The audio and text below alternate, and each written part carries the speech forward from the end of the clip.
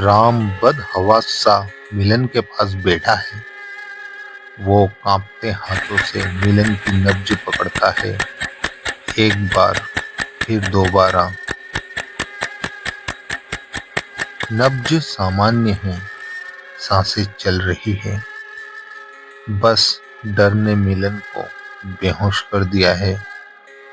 राम की आंखें एक पल के लिए बंद हो जाती है। तभी मायरा कहती है, अभी यह मरा नहीं है, इसे और तुम्हें बहुत तड़पा तड़पा कर मारूंगी। राम साहस के साथ मायरा को समझाते हुए कहता है, मायरा, तुम्हारा गुनहगार मैं हूँ, यह बेचारा मिलन नहीं। प्लीज मुझे थोड़ा वक्त दो। मायरा एक शैतानी हंसी हंसते हुए कहती है, तुम्हें मौका दूं ताकि तुम मुझे फिर धोखा दे सको? नहीं राम। राम आंखों में आंसू लिए मायरा के हाथ जोड़ते हुए कहता है, प्लीज मायरा, सिर्फ कुछ देर। मिलन की सांस रुक रही है। मैं खुद मरने के लिए वापस तुम्हारे पास आऊंगा। मायरा कुछ नहीं कहती, सिर्फ हैरानी से राम और मिलन को देखती रहती है। राम पीछे खड़ी मायरा की मौजूदगी को पूरी तरह नजरअंदाज करते हुए मिलन को अपनी बाहों में उठाता है और चलने लगता है। सीढ़ियों पर उतरते हुए उसके कदमों की आहट स्पष्ट सुनाई दे रही है। एक एक सीढ़ी उतरते हुए राम का मन 15 साल पीछे चला जाता है। कॉलेज कैंपस की हल्की चहल पहल, दूर हंसी की आवाजें।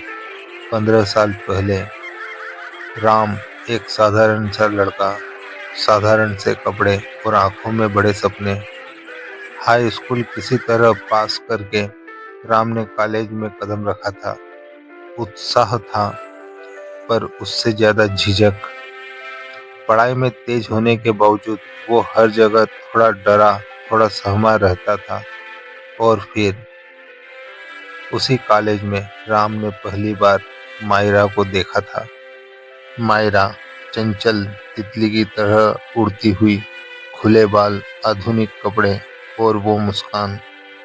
इतनी खूबसूरत लड़की राम ने कभी इतने करीब से नहीं देखी थी। उसके गोरे गाल पर वो छोटा सा काला तिल, बस वहीं अटक गया था राम का दिल। पर वो कभी आमने सामने नजर उठाकर देखने की हिम्मत नहीं कर पाया। वो बस छुप छुप कर उसे निहारा करता था। मायरा ऐसी लड़की थी जिसके आगे पीछे पूरा कॉलेज घूमता था। हर कोई मायरा से दोस्ती करना चाहता था, लेकिन राम, उसने कभी ऐसी कोई कोशिश नहीं की, क्योंकि वो जानता था अपने और मायरा के बीच का फर्क। मायरा अमीर घर की बेटी थी और राम एक छोटा सा घर जहाँ सिर्फ माँ थी। एक प्राइवेट स्कूल की टीचर जो अब बीमार रहने लगी थी। स्कूल छोड़कर कुछ बच्चों को ट्यूशन पढ़ाती थी। बहुत खींचतान के साथ माँ बेटे का गुजारा चल रहा था। इसके बावजूद राम की माँ ने कभी उसकी पढ़ाई में कमी नहीं आने दी। वो जानती थी राम ही उनके घर की किस्मत बदल सकता है। सीढ़ियों से नीचे उतरते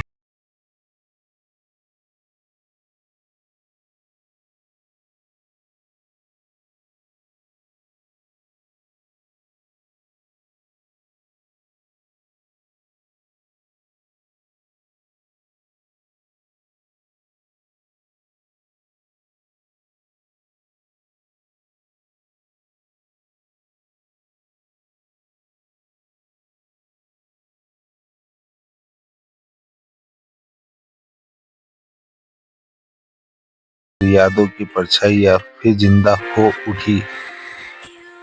कॉलेज की घंटी, छात्रों की भीड़भाड़, लड़कियों की हंसी की हल्की आवाजें। वो दिन जब कॉलेज में राम और मायरा को एक मेगा प्रोजेक्ट साथ में मिला था।